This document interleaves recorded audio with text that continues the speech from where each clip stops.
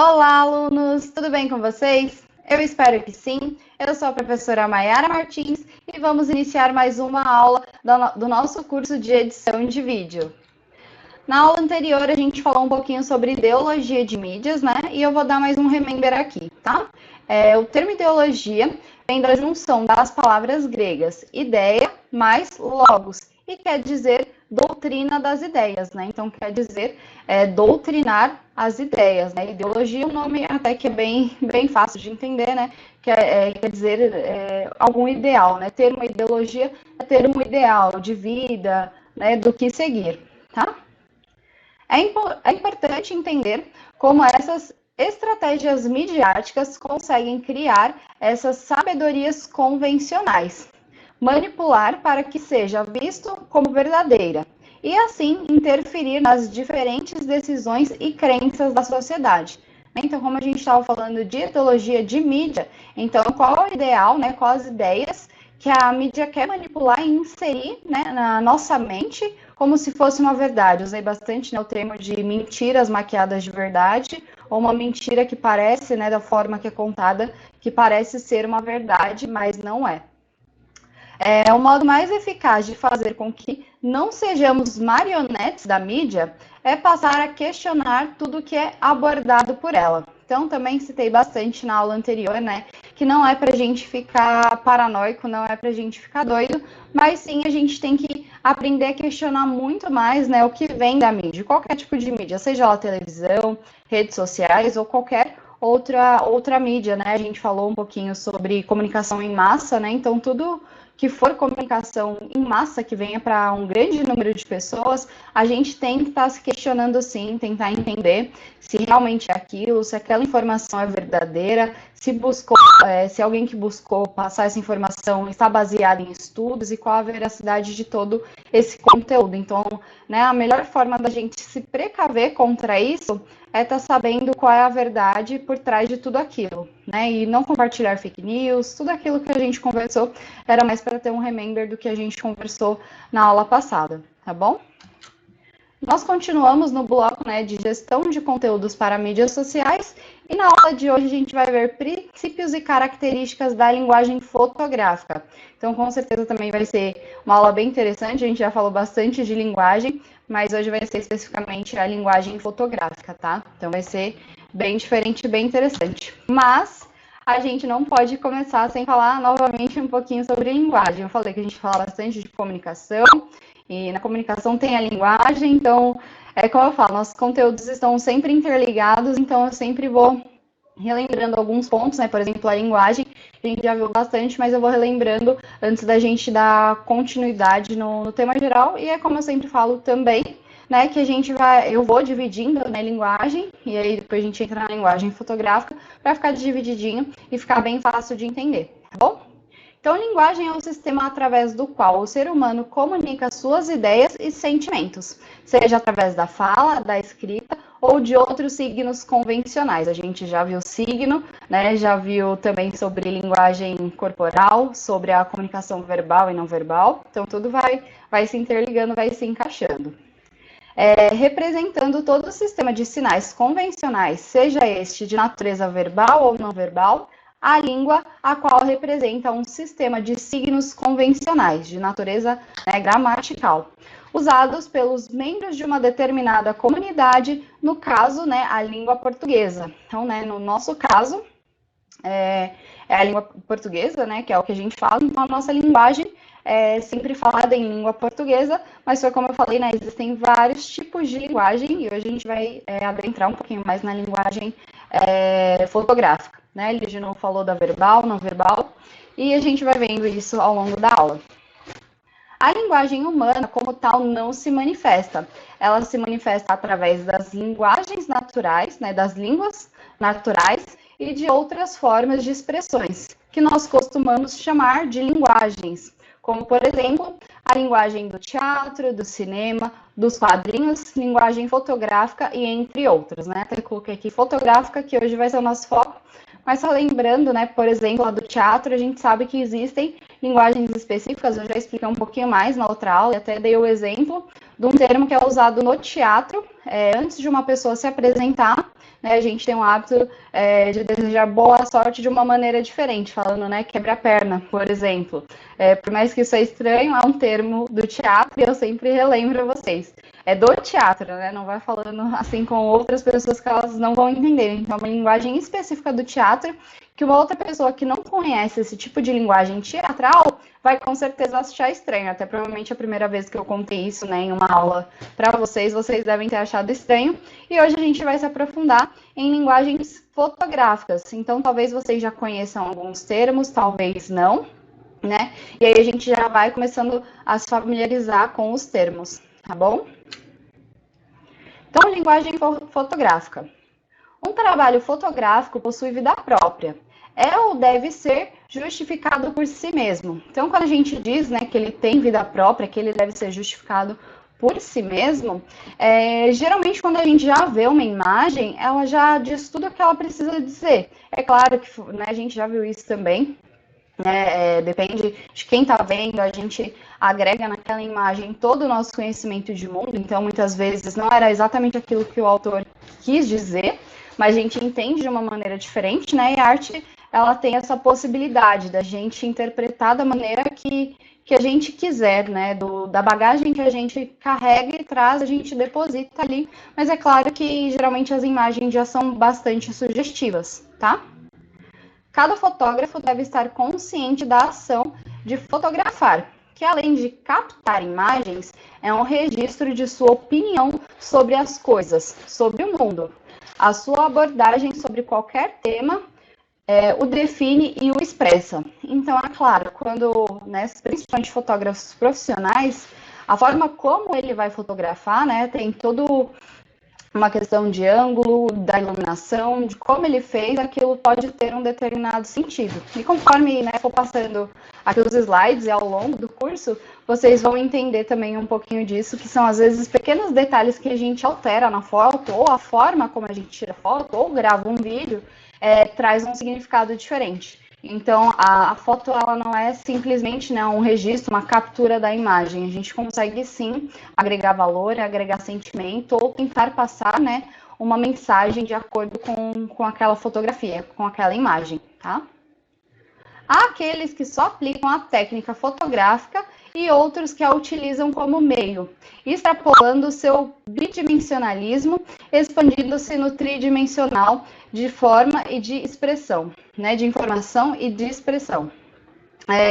A gente sabe que a foto acaba sendo, né, bidimensional, então a gente às vezes não consegue ter muita, né, noção exatamente, e também é uma forma de se trabalhar, parecer com que algo seja maior ou seja menor, ou até mesmo dependendo do ângulo a gente consegue trabalhar com o tridimensional, né? A gente consegue mostrar mais expressão naquilo que a gente fotografa. Então tudo é questão de ângulo e o jeito que a gente vai tirar.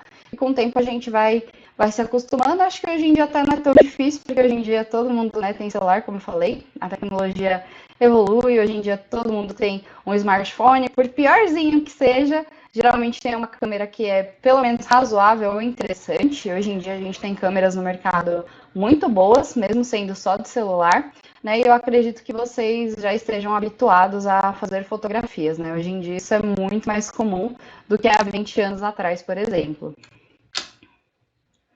Cabe a nós adequarmos a fotografia aos nossos sentimentos, sensibilidade e criatividade. Então, tudo isso a gente consegue transparecer, né, por meio da fotografia. Então, foi como eu falei, dependendo do ângulo e iluminação, quando a gente já entende um pouquinho mais, a gente consegue muitas vezes fazer com que aquela imagem seja diferente e consiga demonstrar o que a gente está tentando dizer, né, por meio da fotografia.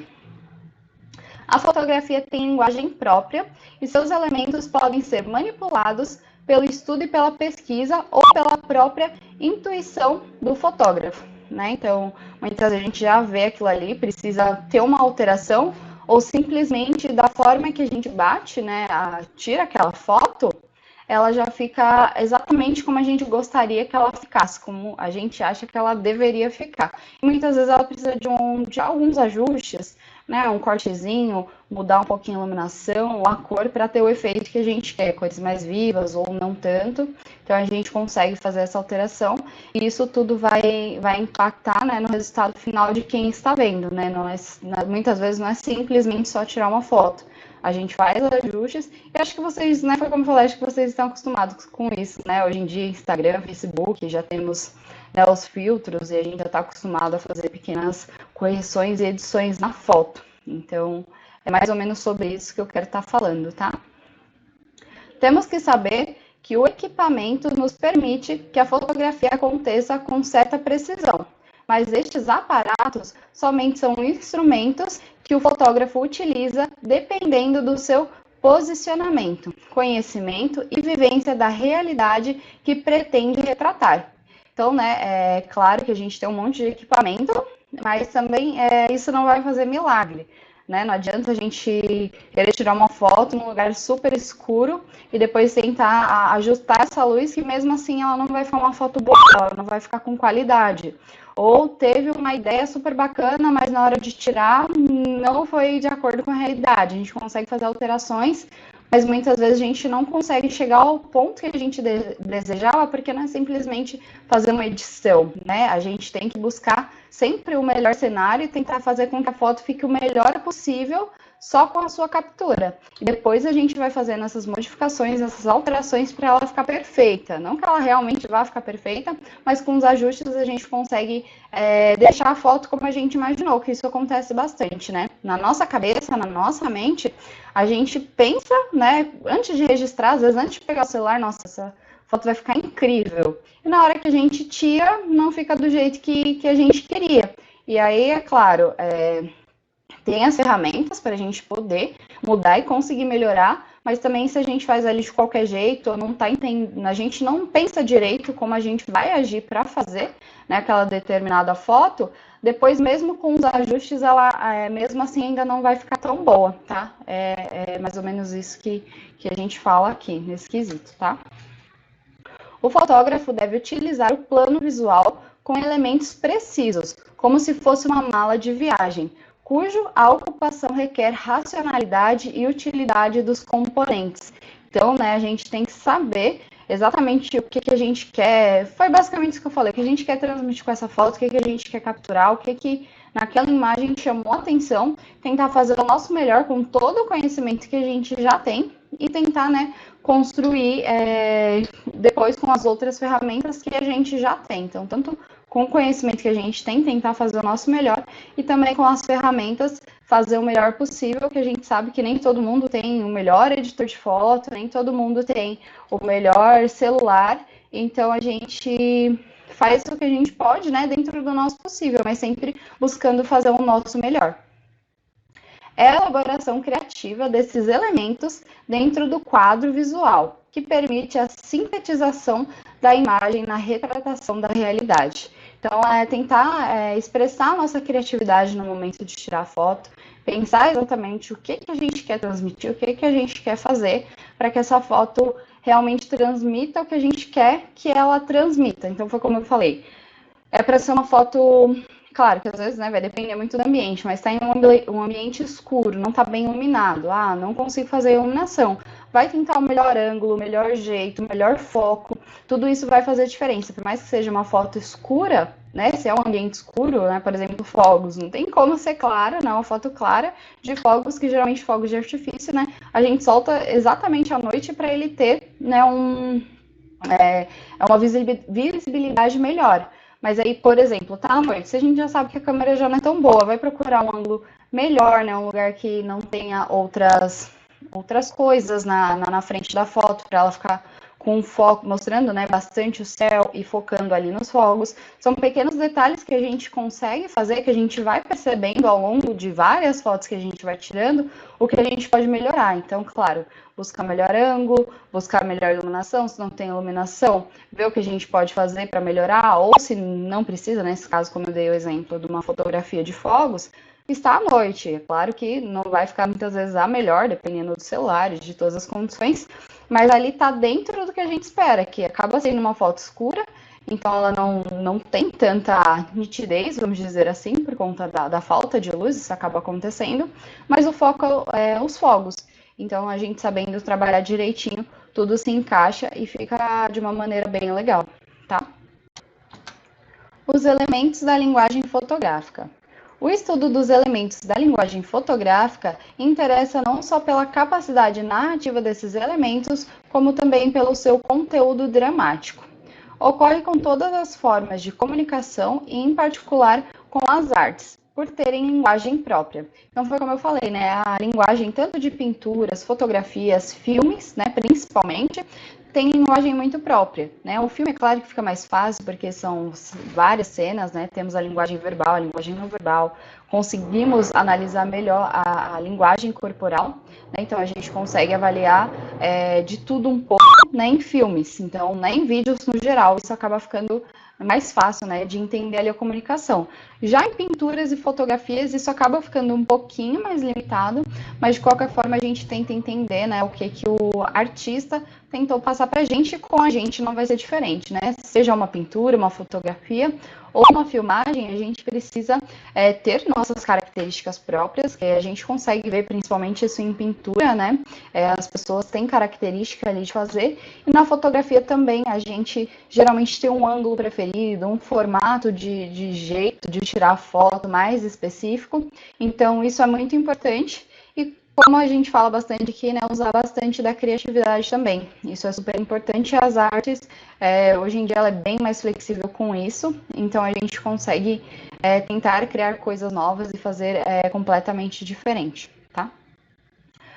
Na fotografia, a linguagem está relacionada às características, aos modos pelos quais a fotografia existe. Para chegar a seu objetivo, necessita transpor um complexo processo técnico e é este processo a base da linguagem fotográfica.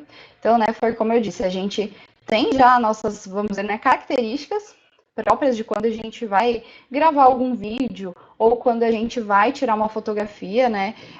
Por exemplo, eu gosto às vezes de tirar um pouco fora do ângulo. Isso às vezes não é tão legal, mas às vezes eu acho que enquadrar de uma forma diferente, que talvez não seja o correto, eu acho interessante.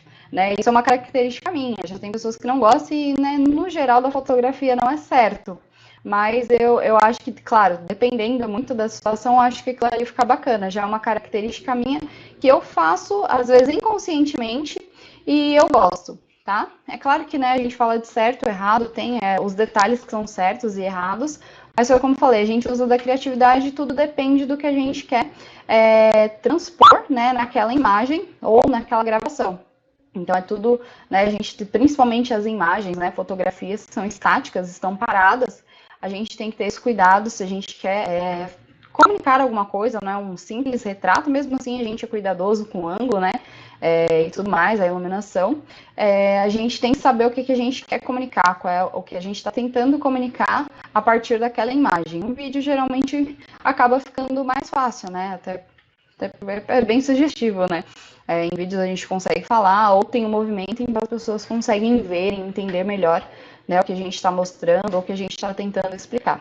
Né, com uma imagem a gente acaba ficando mais limitado, então a gente tem que ser ainda mais cuidadoso. E com o filme também, né, tentar boa iluminação, bons ângulos, e o geral, né, o que a gente aprende de padrões de uma boa fotografia, a gente também usa como padrão de uma boa gravação, né? Que foi como eu falei, ter um bom ângulo, ter uma distância adequada, ter uma boa iluminação, saber qual é o foco da nossa imagem, tentar melhorar os ângulos e esse tipo de coisa, né? Serve tanto para um quanto para o outro. A única dificuldade é que quando são gravações, né? Geralmente a gente acaba se movimentando, né? A gente ou o objeto que a gente está gravando, né? Então, só isso que difere um pouco, tá? Os estudos da linguagem decorrem na necessidade de dizer alguma coisa e é proveniente de um processo de experimentação dos recursos colocados à disposição da fotografia pela técnica. Então, né, quando a gente fala isso de técnica, com o tempo a gente vai se habituando, né? Às vezes a gente acaba tirando, é claro, foi como eu falei, tudo depende dos recursos que a gente tem, né? Então, se a gente está tirando foto de uma pessoa, a gente sabe que a gente tem que colocar ela contra, né, a luz, a gente não pode tirar, né, tá lá o solzão bonito e a galera, né, o sol aqui e a galera aqui, a gente tirando foto aqui, porque não vai ficar legal, essa foto vai ficar escura, isso é uma coisa bem básica. Então, se o sol tá aqui, né, a iluminação tá aqui, as pessoas que a gente está querendo, o objeto, né, pessoas ou objeto que a gente está querendo fotografar tem que estar aqui e a gente tirando a foto aqui. Então, o sol e a gente fotografando, que a luz, né, a luminosidade vai vir nessas pessoas e elas vão ficar mais claras. E isso deixa a nossa foto muito melhor. Mas tô tentando pensar em uma possibilidade, né? Vamos supor que é um aniversário, um casamento, qualquer evento, né? E a disposição do tema, né, do tema da festa, né, a arrumação da festa está aqui e o sol, né, já é um fim de tarde, o sol já está aqui e a decoração está aqui, né, a mesa toda bonita e a gente gosta de tirar foto, né, na mesa, né, tá lá toda arrumada. Então, se o sol vai estar aqui, a decoração aqui, infelizmente a gente vai ter que tirar essa foto contra a luz. Mas aí a gente vai buscar um ângulo que esteja melhor, né, tentar dar uma focada diferente, vai buscando vários ângulos até a gente encontrar um ponto que o sol que vai estar, né, atrás das pessoas não atrapalhe, tá? É só um exemplo de tudo vai depender, então, dos recursos que a gente tem. Eu tenho ring light ou uma coisa do gênero, às vezes coloca ali para conseguir ajudar, né, já que essa foto não tá com a luz favorecida, por exemplo, tá? Foi só um exemplo aqui, só para vocês entenderem que, né, ao longo de muitas fotografias e filmagens, às vezes a gente tem que lidar com isso, às vezes o melhor ângulo para fazer aquela foto, aquele vídeo, não condiz com a luz e, por exemplo, a luz solar não é uma coisa que a gente consegue controlar, né? Diferente, às vezes, de uma iluminação da casa ou, né, dependendo do ring light, a gente consegue trocar de lugar, isso é muito simples. Mas, por exemplo, o sol, não dá para falar, ei, sol, vai um pouquinho para o lado, já não dá para fazer isso, ou esperar, às vezes, o sol ir embora, por exemplo, tá? Evidentemente, todo avanço tecnológico enriquece e modifica a linguagem. Como exemplo, podemos notar pela história a mudança nos valores dos elementos da linguagem no surgimento da foto em cores. Então, né, um outro exemplo super bacana. Antigamente a foto só era em preto e branco. E hoje em dia, quando a gente vê, né, preto e branco, a gente já remete a alguma coisa antiga. Né? É claro que é um efeito super legal, e é claro que vai depender de todo o enredo, né? Se for, por exemplo, uma selfie em preto e branco, a gente sabe que não é antigo, mas isso muitas vezes, dependendo do tom do preto e branco, remete a ser uma coisa mais antiga.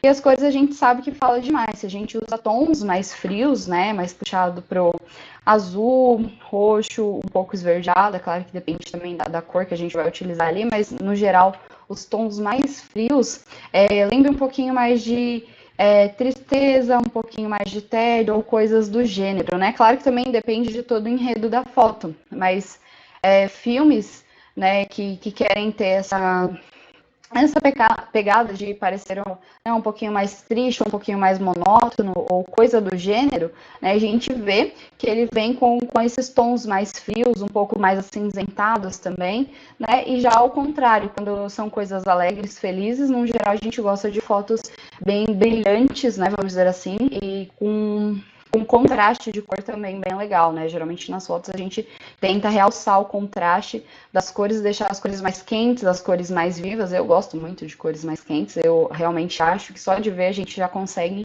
entender, né, que aquilo ali é alegre.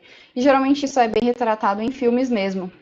Agora também eu não me recordo o nome de um filme que ele é justamente assim, né? Se passa todo o filme, ele é um tom meio acinzentado, cores mais frias, é bem triste mesmo. E conta, né? Uma história triste, dá até um pouco de agonia, vamos dizer assim, né? Por conta daqueles tons. E aí, em um certo período do filme, né, que conta anos atrás, quando o protagonista era feliz, né, é super nítido, por mais que não são cores tão vibrantes, mas as cores já saem um pouco do acinzentado e daquelas cores frias, as cores ficam um pouquinho mais quentes e um pouquinho mais vivas. Não é algo extremamente vivo, não é tão contrastante, mas são pequenos detalhes do fato das cores estarem um pouquinho mais quente, um pouquinho menos acinzentado, que ele ali transpassa, né, transpõe a felicidade, a emoção que ele está sentindo, e aí é como se fosse um flashback, sabe, contando, né, a história, uma parte feliz da história da vida dele, e depois ele volta para o momento atual, que ele continua triste, e aí volta aqueles tons mais acinzentados e cores mais frias. Então, é um exemplo ótimo, Também vou ficar devendo agora que eu não lembro o nome do filme, mas é um filme bem legal, né? E isso a gente consegue ver, a gente consegue sentir pelas cores, né? Que o filme, a sensação, o sentimento que o filme está tentando passar pra gente. Então, essas pequenas ferramentas que a gente consegue utilizar, né? Principalmente as cores, a nosso favor, tanto em imagem quanto em vídeos. Isso que é muito bacana, tá? As cores têm completo significado, fazem total sentido. E no futuro a gente vai ter, né, em algumas aulas futuras, a gente vai ter uma aula específica falando, né, da psicologia das cores e falando mais sobre as cores. Isso faz muito sentido pra gente também, tá? E se eu lembrar, depois eu vou tentar dar um pausa aqui, dar uma pesquisada e eu vou tentar lembrar e trazer o nome do filme para vocês, tá bom? Cada chapa do filme possui uma imagem gravada de uma realidade exterior, obtida através dos controles que a máquina possibilita. Né? Então, de acordo com o que a gente quer registrar, a gente faz ali a nossa imagem. Vemos que ao fotografar a realidade, a câmera já realiza determinadas transformações do real, convertendo numa imagem de dimensão determinadas e sujeito a um certo número de limitações. São essas limitações que vão ser elaboradas criativamente como linguagem fotográfica. Então, né, foi como eu falei, as coisas ficam bidimensionais, né? Às vezes a gente não consegue ter noção se aquilo é grande, se aquilo é pequeno. Então, vai depender do que a gente quer demonstrar. Igual aquelas fotos que ficaram bem famosinhas, né, em Instagram, em Facebook.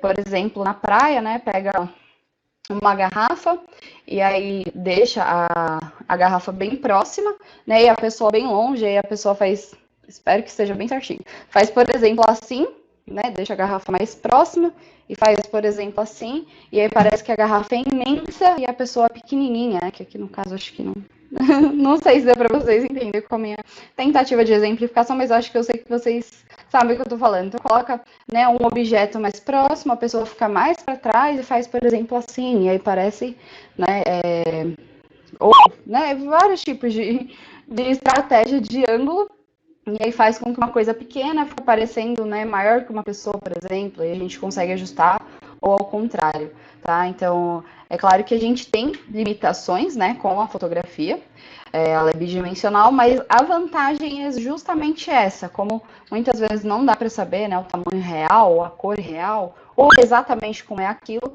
a gente consegue transformar, como eu já falei, dependendo da cor, do ângulo, né, e do ajuste que a gente faz ali, a gente consegue transformar as coisas. Então, em vez de encarar isso como limitações, a gente pode usar a nossa criatividade para fazer uma alteração. Eu espero que não tenha sido muito ruim a minha tentativa de explicar, eu espero que vocês tenham entendido. Linguagem fotográfica. Como os elementos da linguagem fotográfica, temos planos, que é o corte, o enquadramento, tá? Que a gente vai delimitar, né, uma pessoa ou um objeto. Então, a gente chama de plano. Vamos tentando gravar esses nomes que a gente acaba falando um pouquinho disso e é bacana saber, tá? Claro que no início a gente fala de muitos nomes diferentes, né? Muitos acho que a gente já está habituado, muitas vezes não. Mas é bacana a gente ir tentando se acostumar mais ou menos com esses nomes, tá? Então, não é planos, um enquadramento que a gente vai utilizar, você vai cortar, você vai ficar, né, mais próximo, mais para trás, igual às vezes, já até peço desculpas, às vezes o meu enquadramento não fica tão bom, porque eu só estou vendo a tela, não estou vendo como eu estou aparecendo para vocês. Vocês já repararam que eu me mexo bastante, então muitas vezes eu acabo saindo do enquadramento certinho da câmera. Então, isso é enquadramento. Então, a gente tem que pensar bastante, né, quando vai fazer uma fotografia. A gente quer enquadrar essa pessoa como? Que ela fique mais próxima, mais para trás. A gente nunca pode, né, cortar. Eu espero que seja aqui um espaço razoável, né, acima da minha cabeça. Então, a gente não pode. Já teve um vídeo meu que eu acabei indo muito para frente, assim, e acabou cortando, né, a minha cabeça. Então, a gente tem que tomar cuidado com o enquadramento. Tá? E se meu enquadramento não estiver correto, novamente eu peço desculpas, que foi como eu disse, eu acabo olhando para a tela, né, e aqui não aparece, não tem uma telinha me aparecendo, que eu prefiro assim, porque senão também eu ia acabar me desfocando, né, desfocando a atenção, tá? Então vamos para o próximo. O foco, né, que não é do foco que eu estou falando, né, que às vezes eu acabo perdendo o foco, se eu deixar uma miniatura minha para eu me ver, mas é o foco de estar embaçado ou não, né? Então, foco direcional desfoque e profundidade de campo. Então, tudo isso a gente também consegue perceber nas fotografias, né? Quando deixa um fundinho desfocado, ou, por exemplo, quer mostrar uma coisa que está no fundo e desfocar o que está mais na frente, tudo isso também vai da criatividade e da necessidade que a imagem quer dizer, tá bom? E também a gente consegue, com foco, demonstrar a profundidade, se está mais perto, se está mais longe, tá? Movimento.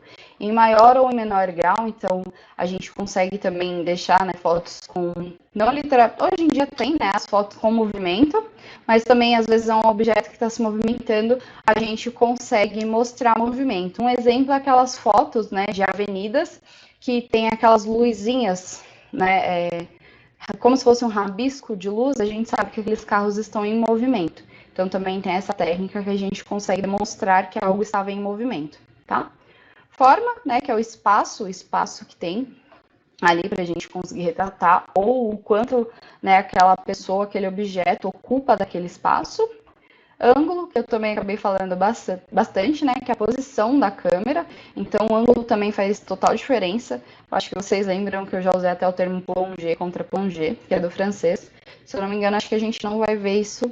Acho que a gente até vê um pouquinho sobre isso na aula, a gente usa bastante esse termo, né, o termo francês. Ele tem a tradução, mas quando eu chegar lá eu explico melhor. Mas, né, existem vários ângulos e o ângulo também determina muito, né, de como a nossa fotografia vai ficar e o que a gente quer passar, tá? Cada um depois eu vou explicar melhor, né, eu vou explicar todos um por um, mas só para vocês já irem entendendo e já irem se familiarizando. Cor, então, graduação de cinza ou cores, que foi como eu falei, né, tons mais quentes, tons mais frios, preto e branco, um pouco mais acinzentado. Né, as cores também têm total referência na fotografia e na filmagem. Textura, então a impressão visual, né, no sentido de ver se aquilo ali é literalmente a textura, se é algo um pouco mais liso, se aquilo ali é granulado, por exemplo, a areia da praia. Às vezes a câmera deixa um efeito que parece que ela é extremamente lisa, não dá para ver grãos. Depende exatamente do que você quer mostrar na fotografia. Então, quero que fique com a aparência de liso ou não. Tem esse granulado, eu preciso que isso apareça na imagem. Então, né, as texturas. Iluminação, sombras, luzes, também já expliquei bastante, né, sobre a questão da iluminação, que ela é extremamente importante, a gente vai ver um pouquinho mais. Aberrações, que, né, as óticas e químicas, aqui nem explica tanto, quando chegar na parte eu explico bem direitinho, que esse acho que é um dos termos mais engraçados, né, que a gente tem na linguagem fotográfica. E perspectiva, que são as linhas, então a perspectiva de como os ângulos que a gente vai estar tirando, e aquilo deixa um linear ou não, tá? E equilíbrio e composição, que é o balanço, o arranjo visual dos elementos. Então, né, na composição da nossa imagem, né, sempre que a gente vai tirar uma foto, sempre tem um objeto focado e tem um fundo, tem alguma coisa. E a gente tem que compor isso com equilíbrio, tá? Quando chegar eu vou explicar mais direitinho. Então, planos, né, que eu citei um pouquinho, agora a gente vai falar um pouquinho mais dos planos, tá? Mas também não vou me aprofundar muito, que a gente vai ter uma aula que vai focar bem mais nisso. Mas foi como eu falei, já vamos nos familiarizando com os termos e entendendo um pouquinho mais do que é. Claro que eu acho que já vai ter algumas pessoas que já sabem, mas quem não souber, então preste um pouquinho mais de atenção, e quem já souber, é bom relembrar, tá? Quanto ao distanciamento da câmera em relação ao objeto fotografado, levando-se em conta a organização dos elementos internos de enquadramento. Verifique-se que a distância entre os planos não é somente uma diferença formal. Cada um possui uma capacidade narrativa, um conteúdo dramático próprio. Então, foi aquilo que falei. Dependendo, né, do que a gente quer dizer, então o plano vai ter esse enquadramento. E claro, cada enquadramento ele é mais específico para alguma coisa, né? Então, se ele é mais próximo, ele quer dizer uma coisa, se ele está mais longe, ou dependendo do ângulo, né, ele quer dizer alguma coisa, tá? Então, lembrem-se disso, que quando a gente está fotografando ou filmando, tudo isso faz diferença. E também foi como eu falei lá no início, tudo vai depender também do que a gente tem, né? Eu quero gravar um vídeo, só que eu não tenho tripé, não tenho que apoiar, coloquei aqui uns livros, e o melhor jeito que eu consigo é esse, e não fica tão bom. faz o melhor que você pode com aquilo que você tem. Claro que nem tudo vai ser fácil, nem tudo vai ser perfeito, né? É claro que a nossa tecnologia ajuda bastante a gente, mas muitas vezes a gente não consegue fazer exatamente como a gente quer, mas aí a gente sempre dá um jeitinho e tenta fazer da melhor forma. Então, sempre prestar atenção nisso. Como eu falei, se meu enquadramento estiver errado, eu peço desculpa que eu acabo me movimentando bastante. Então, sempre antes de iniciar o vídeo, eu vejo, né, fica ali na telinha, eu vejo se o enquadramento tá bom, sempre tá bom, mas como eu acabo me mexendo, muitas vezes eu acabo saindo do enquadramento, ou por exemplo, né, como eu falei, já teve uma aula que eu vim mais pra frente, que eu acabei me empolgando e acabou cortando um pedacinho na minha testa, só depois que eu fui ver, né, então a gente tem que tomar cuidado e é claro, essas coisas acabam acontecendo, mas é bacana a gente buscar um enquadramento que seja interessante e que valorize também, né, o que a gente está tentando fazer. Como que eu só estou explicando, né, o foco é principalmente a aula, né, o meu foco em mim é um dos menores problemas, é uma das menores questões, mas isso também é importante. Claro, foi como eu falei, no nosso objetivo, a minha preocupação é com a aula, e eu tô aqui, né, só a fotinho para explicar para vocês me verem, que eu acho que assim fica melhor. Mas eu não sou o centro, foco total. Agora, se a gente fosse fazer um vídeo que eu tô, por exemplo, fazendo um tutorial, né, sobre como aplicar, fazer maquiagem, por exemplo. Então, realmente, meu enquadramento tem que estar mais preciso, tem que estar mais certinho. Ou se, por exemplo, eu estou fazendo um tutorial de como arrumar um celular, eu tenho que dar o enquadramento, o foco tem que ficar direitinho naquilo. Então, tudo depende do que a gente está fazendo e, como eu falei, fazer o melhor com os recursos que a gente tem, tá?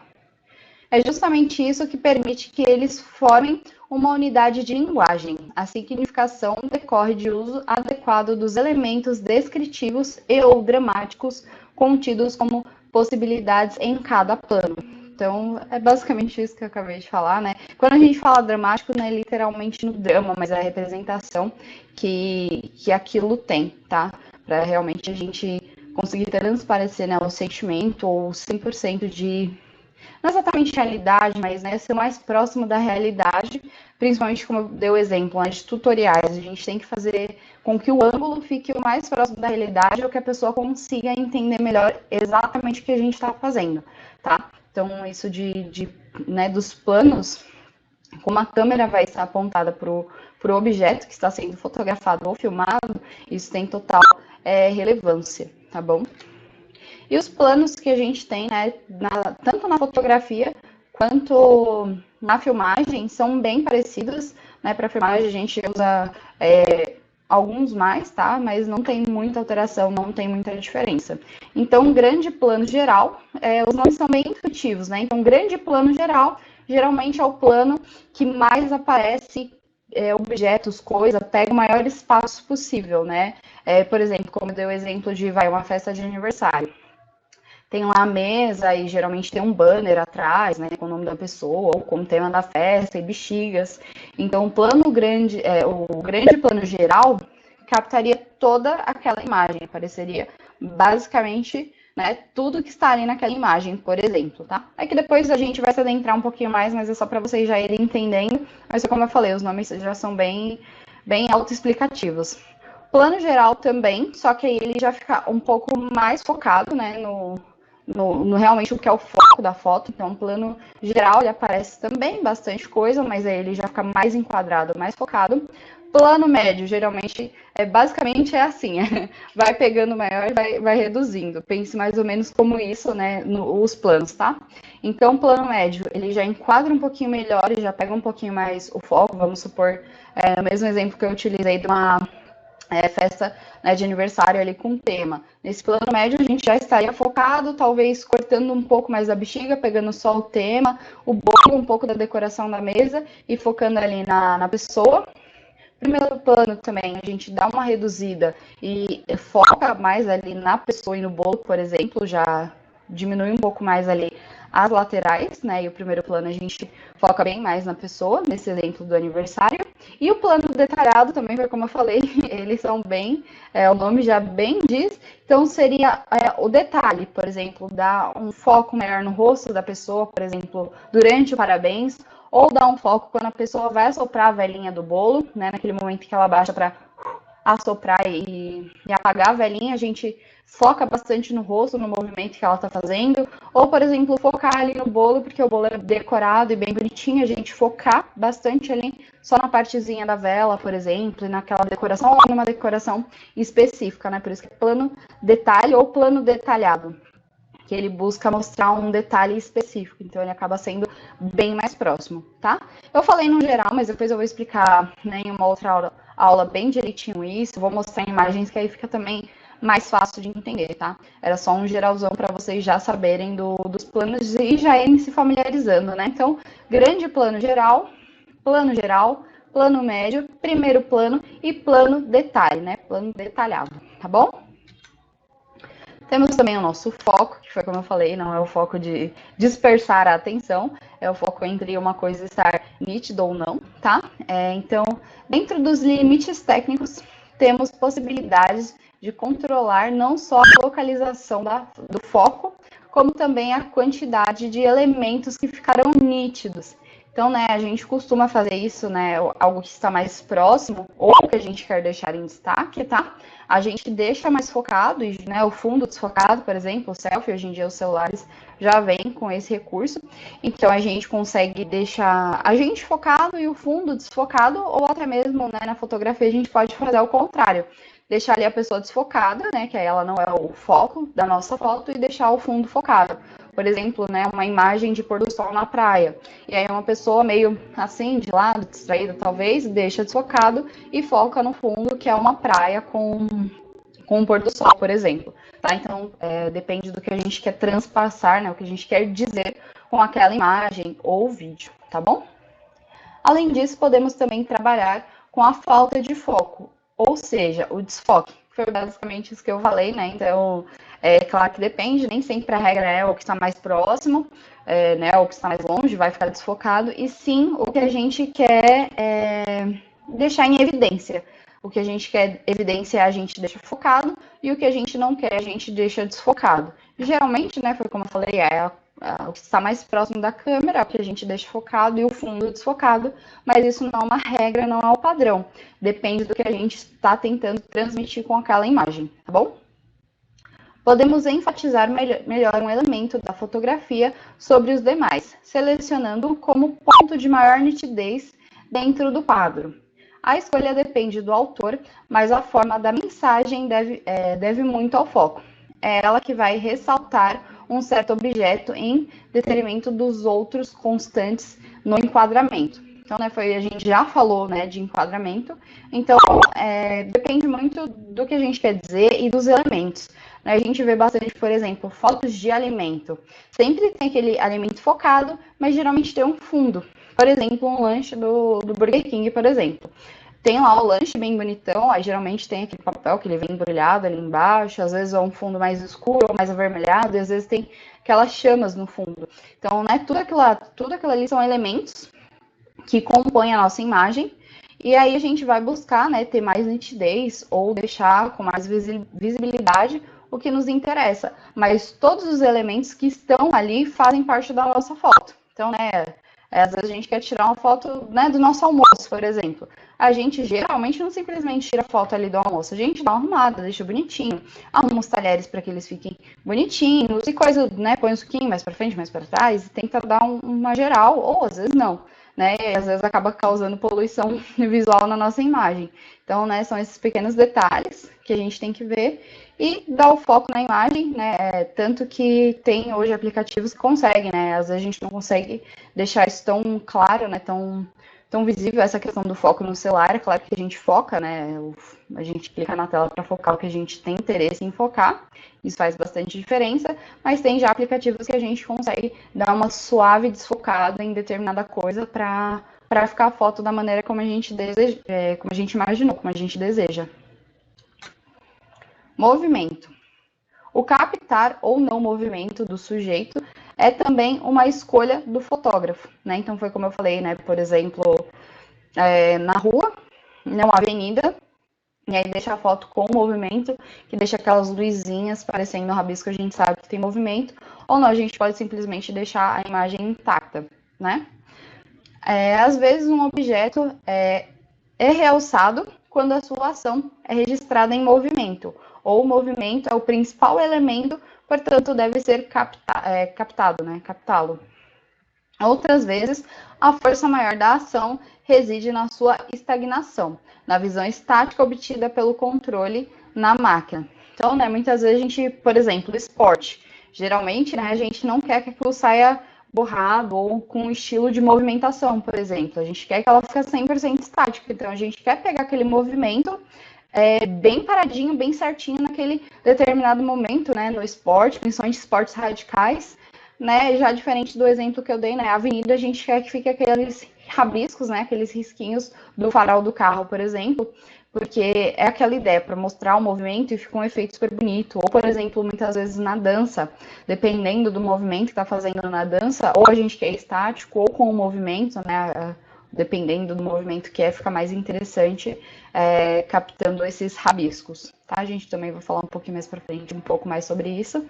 Mas, né, às vezes o celular não tem tanto recurso para isso, então a gente faz o melhor que a gente pode, né? Mas tem essa questão também de movimento na fotografia, que ela tem uma representatividade bem bacana, tá? Forma. Não é só o contorno, é o modo do objeto ocupar o espaço. As possibilidades normais da fotografia fornecem aspectos bidimensionais da imagem.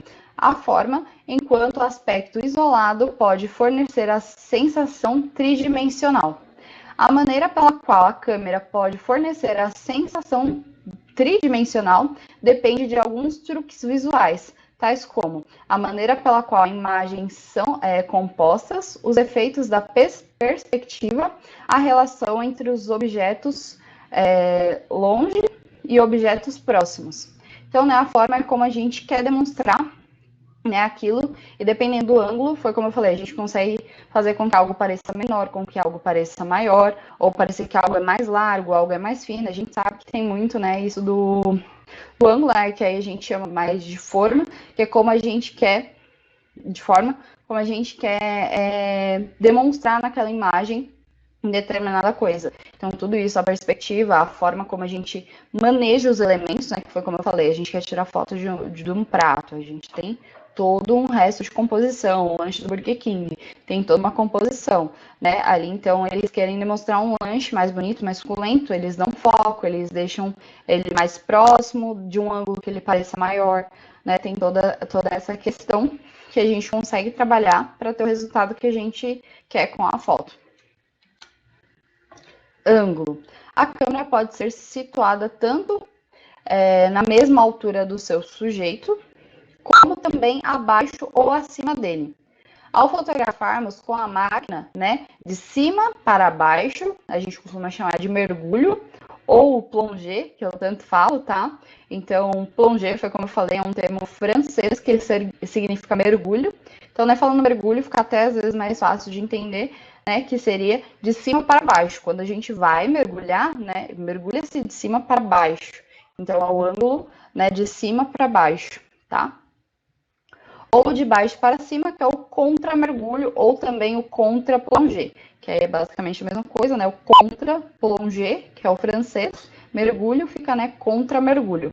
Temos que nos preocupar com a impressão subjetiva causada por esta visão. Então, geralmente, quando a gente pega, né, de cima para baixo, tem um efeito completamente oposto do de baixo para cima. Então, isso também faz diferença, né? Deixa maior ou deixa um pouco menor.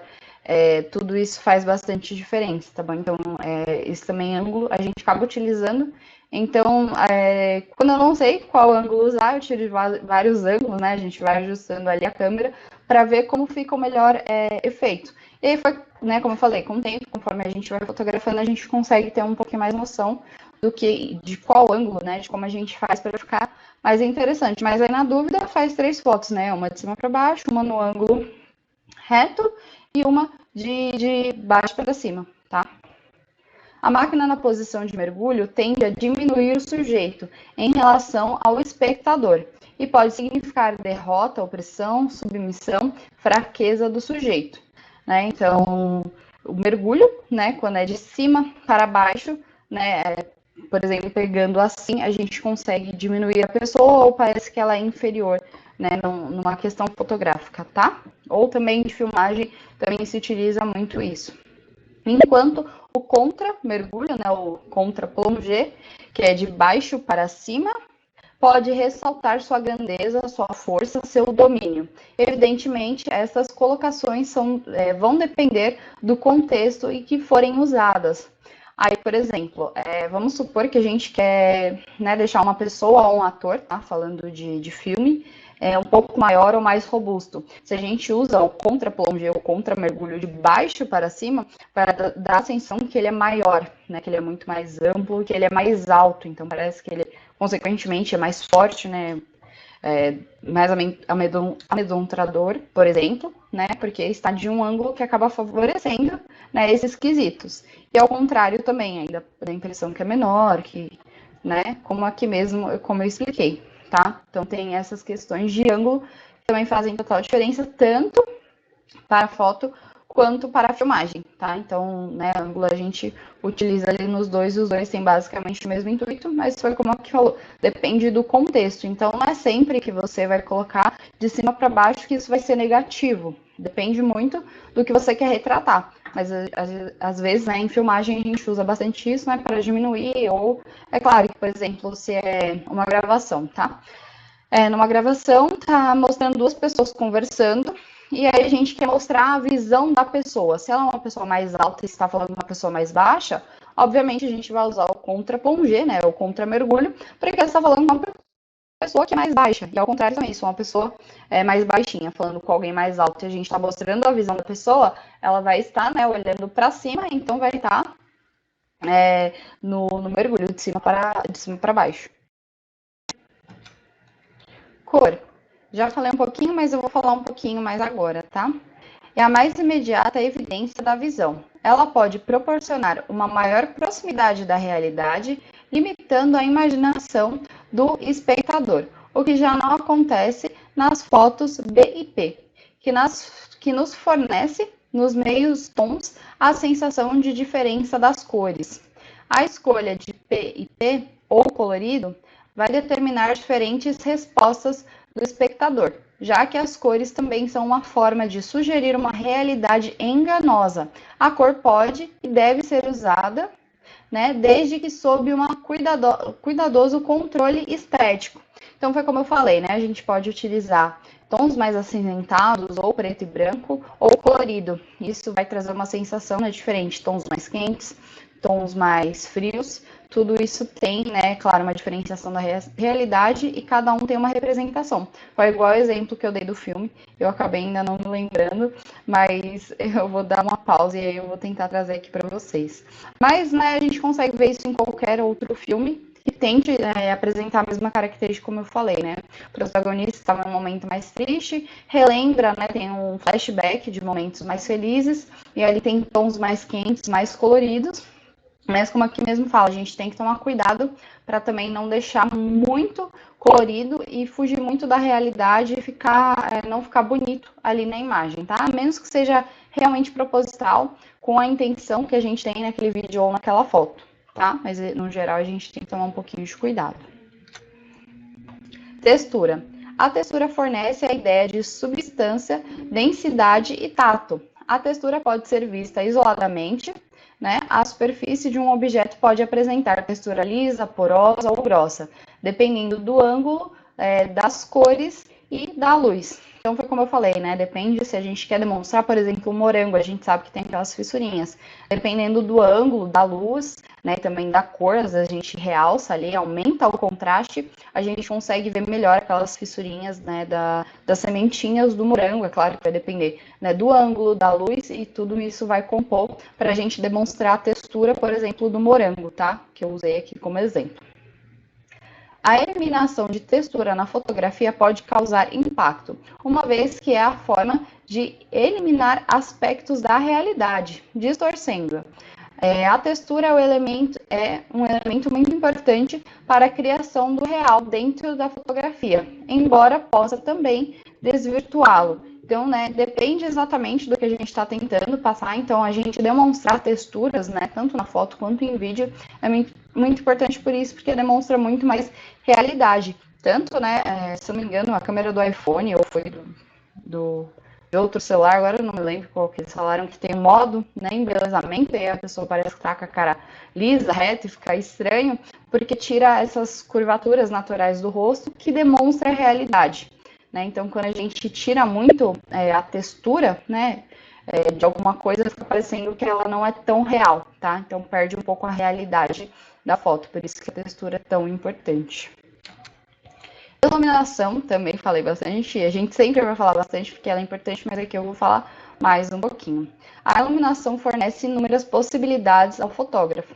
Ela está interligada aos outros elementos da linguagem, funcionando de forma decisiva na obtenção do clima desejado, seja de sonho, devaneio ou de impacto, surpresa e suspense.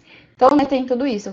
Por exemplo, ali suspense, né, uma luz um pouco mais escura, denota um pouquinho mais de suspense, terror, ou, né, dependendo quando é meio anevoado, a gente assemelha aquilo a sonho, né, a um devaneio. Então, tudo isso da iluminação também tem diferença, principalmente em gravações, tá? Na fotografia também, mas a gente consegue, nesses quesitos que eu falei, numa gravação a gente consegue perceber bem mais do que somente imagem, né? Mas na imagem também a iluminação é extremamente importante, tá? A iluminação pode enfatizar um elemento, destacando-os dos demais, como também pode alterar sua conotação. Então, né, se a gente põe um alvo em foco com uma iluminação, a gente vai dar ênfase a ele, ou, claro, tudo vai depender do contexto que a gente está fazendo aquela imagem ou aquela filmagem, tá bom? E aberrações, que eu falei que era um nome um pouquinho mais diferente, então um pouquinho mais estranho, então eu vou explicar aqui agora. Todas as deformações da imagem que a técnica fotográfica nos permite usar têm conotação bastante marcantes. As deformações causadas nas proporções das formas dos elementos da foto fogem à realidade, causando um forte impacto. Outras aberrações, como a mudança dos tons, das cores, pode criar um clima de sonho, de fora do tempo, né? De real. Todas essas mudanças da realidade provocadas intencionalmente pelo fotógrafo têm como objetivo primordial a alteração do clima de realidade e, portanto, devem ser muito bem elaboradas. Então, quando a gente fala de aberrações, são as técnicas que a gente usa dentro da fotografia para fazer essas alterações, mas é tudo proposital, tá? Não é, aquela foto deu errado, ficou uma aberração. Não, não é isso. Por mais que esse nome é bem estranho e faz a gente entender uma outra coisa, não é assim. É exatamente a técnica de você fazer uma alteração, né? Por exemplo, deixar um pouco mais distorcida, né? De deixar um pouco mais nebulosa para parecer, por exemplo, um sonho. Ou ter alterações, né? Um exemplo também bacana a gente pegar uma foto e pôr asas de fada numa pessoa, por exemplo, né? Que a gente sabe que é uma coisa real, que não existe, mas a gente trabalhou ali com a técnica, então a gente fez uma alteração proposital, mas aí, como fala, ela tem que ser bem elaborada para ela ficar criativa e bonita ao mesmo tempo. Então não são uma foto, claro que às vezes uma foto que deu errado, a gente faz alguma mudança que faça sentido, né, dentro do contexto da foto. Mas a aberração é a característica de uma técnica de mudar, né, deixar aquela foto com um impacto que é fora da realidade, como exemplo, né, que eu falei, por exemplo, uma fada a gente sabe que não existe na realidade, então colocar alguns brilhinhos, deixar um fundo, sei lá, nebuloso, por exemplo, uma imagem com umas jogadas de luzes diferentes e colocar ali, fazer uma edição e colocar uma asa de fada, por exemplo, né, a gente tem uma imagem que é considerada uma aberração nesse quesito fotográfico. Aí foi como eu falei, né, o teatro tem os seus termos e a fotografia também, esse daqui é um dos que são mais diferentes, tá? Perspectiva. A perspectiva auxilia a indicação da profundidade e da forma, uma vez que cria a ilusão de espaço tridimensional. Ela se determina a partir de um ponto de convergência que centraliza a linha ou as linhas principais da fotografia. Então, né, quando a gente fala de tridimensionalismo, é que não fica ali tão batida. A gente, né, quando a gente tira, a gente não consegue ter noção, muitas vezes, se é grande, se é pequeno, como que é realmente o objeto que está sendo fotografado. É claro que depende muito de ângulo, né? Muitas pessoas às vezes usam isso, né? Um apartamento pequeno, quer fazer ele parecer maior, então usa uma perspectiva que dê atenção que o apartamento é maior, ou que, né, por exemplo, o cachorro, ele é pequenininho, dependendo do ângulo que você pega, parece que é bem menor, né, por exemplo, tá? Então, dependendo da perspectiva que a gente usa, a gente consegue, né, trazer essa questão tridimensional de parecer maior ou menor, tá? Então, de acordo com a perspectiva, a gente consegue tá mudando isso. Composição e equilíbrio. Composição é o arranjo visual dos elementos e o equilíbrio é produzido pela interação destes componentes visuais. Então, isso daqui também eu já expliquei mais ou menos um pouquinho, né? Então, tem vários elementos ali numa imagem, claro que um vai estar em destaque ou não, né, também, mas geralmente a gente tem um destaque, né, na foto ou na gravação. E o contexto geral, né, tem que trazer um equilíbrio, não pode ficar uma foto super carregada, né, por exemplo, brigadeiro. A gente geralmente vai ter ali um brigadeiro focado e pode ter demais no fundo. Mas a gente colocar vários, né, não vai ter equilíbrio a nossa foto, vai ficar parecendo que tá cheio de informação e acaba tendo esse incômodo visual por ter coisa demais, parece que tá bagunçado, tá? O equilíbrio depende dos elementos individuais, mas sim do relativo peso que o fotógrafo dá a cada elemento. Desta maneira, considera-se que o mais importante para o equilíbrio é o interesse que determinará a composição dos outros elementos, tais como volume, localização, cor e conceituação. Então, foi, né, mais ou menos o exemplo que eu citei, né, do brigadeiro. Se a gente colocar vários, vai ficar parecendo que tá bagunçado, mas se a gente coloca um ali em foco, né, e os outros um pouquinho mais desfocado, um pouquinho mais para trás, por exemplo, a gente vai ter uma imagem bonita, organizada, mostrando o que a gente quer e dando evidência ao que a gente focou, sem parecer que está desorganizado e bagunçado, tá? Como todos os outros elementos, o equilíbrio será conseguido de acordo com o propósito do fotógrafo, de evocar ou não estabilidade, conforto, harmonia. Então, né, claro, depende do exemplo ali do brigadeiro, mas, né, se a gente quer mostrar algo caótico, é lógico que a gente vai deixar algo caótico, mas mesmo assim precisa ficar organizado para a gente não ter uma poluição visual. Então, mesmo que seja uma foto de bagunça, algo bagunçado, né, a gente tem uma organização para parecer que aquilo está bagunçado, mas que não tenha esse problema visual, tá bom? E chegamos à nossa reta final, nossa conclusão, tá? Então, só relembrando, eu espero que tenha ficado bem explicado, né, os termos, que a gente vai ver isso futuramente em outras aulas. Alguns eu vou explicar um pouco mais, alguns vão ter aulas um pouco mais específicas, tá? Mas, no geral, é isso. E eu espero que vocês tenham gostado. Cada fotógrafo deve estar consciente da ação de fotografar, que além de captar imagens, é um registro de sua opinião sobre as coisas, sobre o mundo. A sua abordagem sobre qualquer tema o define e o expressa. Então, foi como, né, a gente já viu. Então, não é simplesmente captar a foto, mas é colocar nosso sentimento, colocar nossa emoção, transmitir a nossa criatividade a partir daquela imagem. Cabe a nós adequarmos a fotografia aos nossos sentimentos, sensibilidade e criatividade. Foi exatamente o que eu acabei de falar.